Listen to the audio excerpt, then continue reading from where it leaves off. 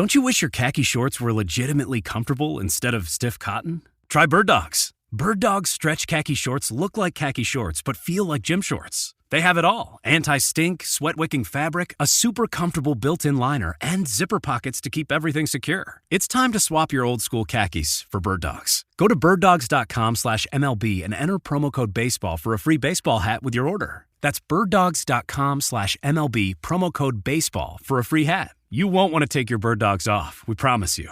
Imagine you're looking at a balancing scale with everything you do for other people on one side and everything you do for yourself on the other side. If it isn't balanced, maybe it's time to spend a little more time on you. And therapy is a great place to start. BetterHelp connects you with a licensed therapist online who can help you find that balance and stick to it. Visit BetterHelp.com/positive to get 10% off your first month. That's BetterHelp.com/positive.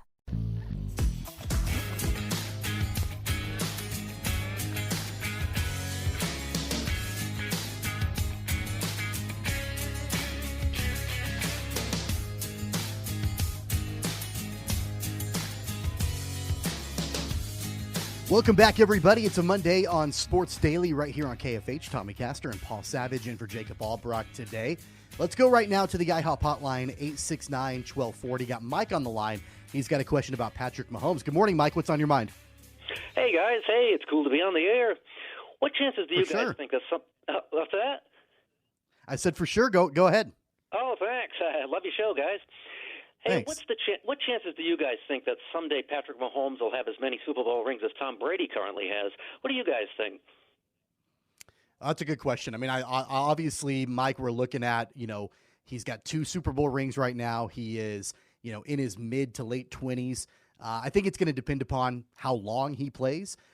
Certainly on that path right now. But that's a pretty tall task to ask for, right?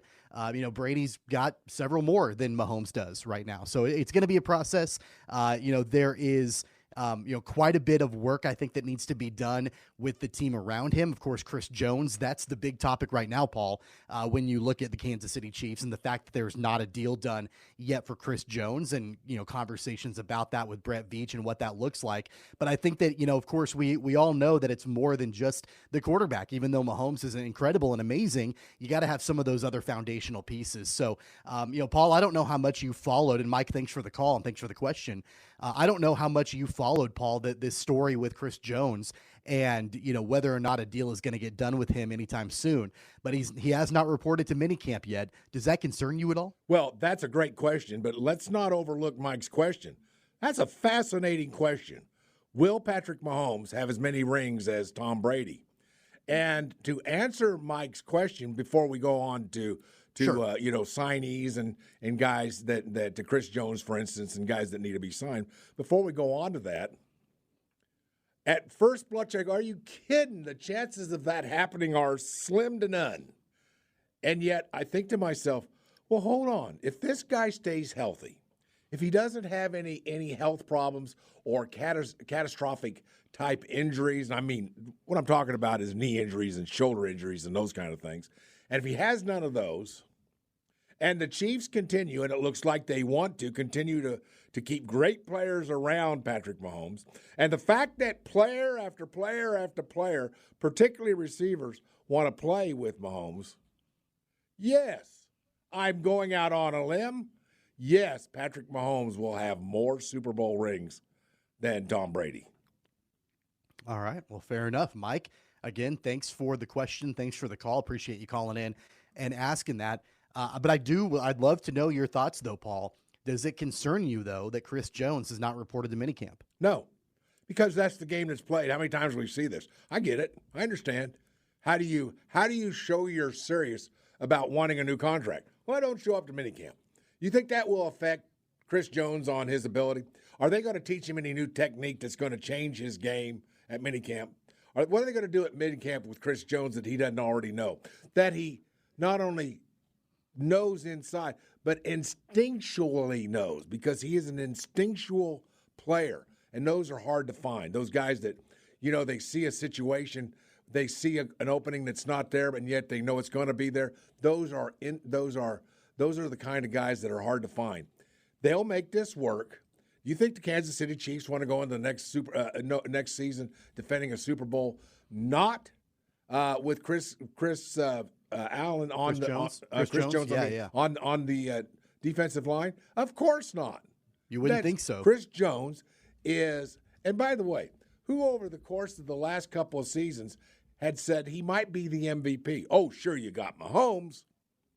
But do you know how important it is to get push in the middle, on the middle of an offensive line? When you can get push and you take away the comfort area, the step-up area for a quarterback in the NFL to step up and avoid rim runners and step up into that pocket, Tommy, how important is it a guy to take that little step-up area away? Chris Jones is one of only a handful of interior defensive linemen that can do that. They will get him. They will sign him. He's going to be looking at about $30 million a year is my guess. He may become the highest-paid defensive lineman in the league. Won't surprise me, even going past Aaron Donald. That won't surprise me. But, yes, they're going to pay for him because he is so important. Other than Patrick Mahomes, if you said what's the second most important ingredient in this team, I would say Chris Jones. Yeah, I mean, he's a foundational player along with Mahomes and probably Travis Kelce. Right. I'm not concerned yet. I will be concerned if training camp gets underway and there still is not a deal done, just because of the nature of these things, and I don't want distractions, as you get into training camp and then into preseason and all of that. So I'm not concerned yet. I still overwhelmingly believe that something will happen and something will get done with Kansas City. There is just that tiny little shred of doubt in my mind that, I guess we'll have to wait and see. And there, I think, is a slim chance at this point that a deal doesn't get done, but we'll cross that bridge when we actually get to it. Let's shift gears here, Paul, and talk a little college basketball. Definitely not a fun conversation to have, not something that we revel in or enjoy talking about necessarily, but Bob Huggins, the legendary coach for West Virginia, spent a year at Kansas State, was at Cincinnati for a while, resigned over the weekend after getting pulled over and arrested for DUI in Pittsburgh, Pennsylvania over the weekend. It's the second controversy in less than, 2 months for Bob Huggins. Went on a radio show like 6 weeks ago and used offensive and homophobic language on the radio interview. We talked about it on this program. We talked about, the offensive language that Huggins used. He was given a punishment by the university, kind of a zero tolerance situation, suspended for a couple of games, had to pay a fine, and then was pulled over for DUI. I don't know, Paul, if you've had a chance to read the arrest report from Bob Huggins from that situation. He blew almost 3 times the legal limit on the breathalyzer, didn't know where he was, didn't know how he got there, had a shredded tire. I mean, this could have really easily turned into a tragedy. A clearly avoidable tragedy. And so less than 24 hours after that arrest happened, Huggins released a statement along with officials at West Virginia announcing his intent to resign and retire as head coach of the Mountaineers. Like I said, it's nothing to revel in, but I think my question now, Paul, on this Monday morning, about 48 hours removed from when this all happened, is how will everyone remember Bob Huggins? What is the legacy of Bob Huggins? Is it what he did on the court and how good of a coach he was and that fun personality and, kind of that gruff exterior, but, was always fun to watch? Or will it be, unfortunately, these controversies that ended up derailing his career? Well, there's going to be 2 ways he's looked at. One way is going to be in the state of West Virginia, and the other is going to be in the rest of the country. Or in basketball world, I'll put it that way, maybe throughout the world. Because he is a Naismith Basketball Hall of Famer and everybody knows who he is. Even in China, they know who, the Basketball Hall of Famers are. So Right. With that being said, in the state of Washington, he's going to be forgiven. He is a West Virginia born and raised individual, a graduate of West Virginia. There's going to be a forgiveness for him, I predict. Now, not next week. I don't mean next week, but I'm talking about in the future. Time will heal this for the citizens and the university at West Virginia. No, it's not going to be pleasant, and it's not going to be easy to get through, but it will heal for those in West Virginia. However, It was, yeah, go ahead. well, I was just going to say, however, For the rest of the country, it's tough to take, partly because of 1 month ago. Do you remember one of the elements of his punishment was they're taking $1 million off his contract a year, $1 million a year less. And he agreed to that. I don't need that extra million. And that's what the penalty was for the comments on the radio. So with that being said, I think that, Tommy, we're going to have a two-pronged forgiveness situation. But I don't know, two instances this close together makes it hard to forgive. And I, Ev1, will forgive. I probably won't forget, but I've always been about forgiving. And because that makes your life better. That's just a little something, a little nugget. Nobody needs to listen to Coach Savage. What's he know? But I think it would be better to forgive him. But you don't necessarily need to forget. But there will be an element in certain circles that will forgive him over time, not next week, not next month, maybe not next year, but over time, Tommy. I think for me, more than anything else, I want to see Bob Huggins get the help that he needs, that he clearly needs. This is not the first drunk driving arrest that Bob Huggins has had. He had one that forced him out of his job at Cincinnati, where he had been wildly successful. He had led the Bearcats to, I think, 11 straight NCAA appearances in the tournament, and then was arrested for drunk driving. I believe in 2005 was the year that happened. Ultimately resigned a year later, and that was due large in part to that situation. Got a second chance and went to K-State. And I'll tell you what, Paul, that was a fun year. I know it was only 1 year that Bob Huggins was in Manhattan, but man, it was a fun year. You had Michael Beasley, who turned into a superstar. That was incredibly fun to watch. He revived a Kansas State basketball program, even though he was only there for 1 year. Then he left to go back to his alma mater at West Virginia. I don't think anybody could have blamed him for doing that, for leaving K-State after 1 year to go back to West Virginia. And then you had a pretty successful tenure with Frank Martin as the head coach at Kansas State. So I've always enjoyed following Bob Huggins from the year that he was at Kansas State to the time that he was at West Virginia playing in the Big 12. Watching him, he was one of and is one of the great characters in college basketball. But from a human perspective, these two controversies, 6 weeks apart from each other, were both self-inflicted mistakes. There's nobody that can be blamed for this other than Bob Huggins. Well, that's for either situation, right? Right. There's nobody else that you can point at and say, oh yeah, like that person has some responsibility. No. It's Bob Huggins. Bob Huggins chose to litter his floorboard of his SUV with beer cans. Right. And drive and blow over double the legal limit, and not know where he was. Right. And not be able to tell officers where he was going. Well, he's the only one to blame for that. So I think more than anything else, from a human perspective, I like Bob Huggins a lot, and I want to see him get the help that he needs. Well, a quick question for you, Tommy, if you don't mind, and no right or wrong answer once again, but, Bob Huggins is in the Naismith Basketball Hall of Fame, as are, Bill Self, and there's been lots of guys that are in the Hall of Fame right now as we speak who are still actively coaching. And there are those who say that, like players, maybe coaches should have to retire, be done with basketball before they're placed in the Hall of Fame. And, of course, the reason that they do it the way they do it, at least one of the reasons, is that, some of these coaches are going to coach into their 70s and 80s. Give them a chance to be in the Hall of Fame. Let them enjoy the fame that goes along with the Hall of Fame. And that's why a guy like a Bob Huggins has already been inducted into the Naismith Basketball Hall of Fame. So I guess my question is sort of two-pronged, if you don't mind.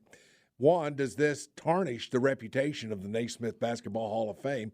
And secondly, Tommy, should the Basketball Hall of Fame say, we're done inducting active coaches? Because this isn't the first time that a coach has had a run-in with the law or got into trouble with regards to cheating with the NCAA back when there was an NCAA that had teeth. It's not the first time that something bad has happened with a guy that's already been inducted into the Hall of Fame. Tommy, should they stop inducting active coaches, and should they make a point of making sure that, or maybe even a third question might be, should they, when these kind of things happen, have a device to expel them from the Hall of Fame? I just thought of that. I'm not sure I like that, but that's really it's an interesting question, isn't it?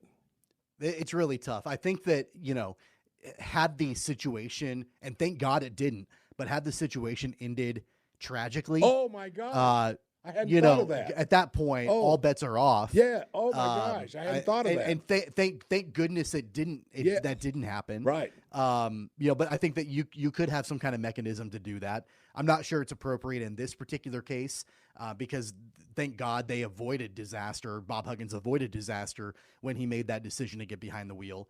As far as human life is concerned, I don't think it tarnishes the legacy of the Naismith Hall of Fame because the Hall of Fame didn't do anything. Bob Huggins did. So I don't think it tarnishes the legacy of the Hall of Fame. But I do get your point as far as saying maybe you wait until coaches are retired to induct them. I don't know. I think each case is different.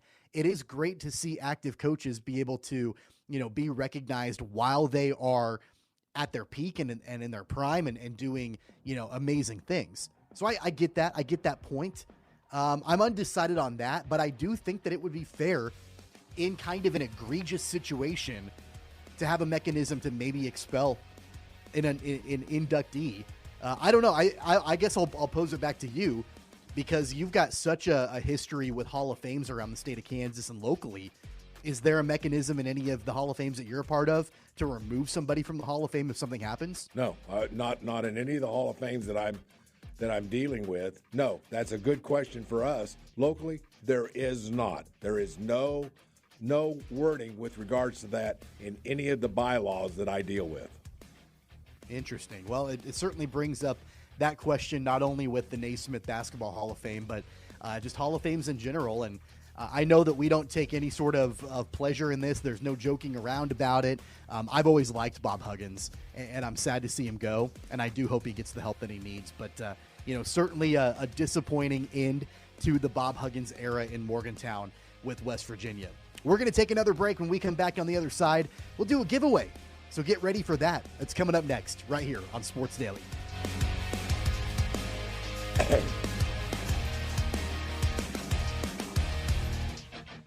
What you watch depends on what kind of mood you're in. Sometimes you're craving comedies like Friends or South Park, and sometimes you're more into dramas like HBO's Succession and House of the Dragon. There's also cooking shows like Chopped and Beat Bobby Flay, and even movies like The Lord of the Rings and Shazam! Fury of the Gods. Well, Max is the streaming destination that has the best of entertainment for whatever mood you're in anytime. And plans start at as little as $9.99 a month. Max, the one to watch. Subscription required. Visit Max.com. Looking for an adventure? Find yours in a Toyota truck. Like a Tacoma, the ultimate off-road machine. With available crawl control, you'll tackle anything in your way. Or an electrified Tundra with more power than ever before and a spacious high-tech cabin that puts you in charge. Or go with the legendary 4Runner, always reliable and durable over the toughest terrain. No matter your adventure, Toyota has you covered. Visit buyatoyota.com for more, and let's go places. This Little Light is a new podcast hosted by Flea from the Red Hot Chili Peppers. Join him as he explores falling in love with music, music education, and the creative process while interviewing the biggest names in music, like Jewel. One was You Can't Outrun Pain, and two was Be the Buffalo. That ethos is what started my creative journey. My writing was my only medicine. This Little Light is a presentation of Cadence 13. Subscribe and download it now on the free Odyssey app or wherever you get your podcasts.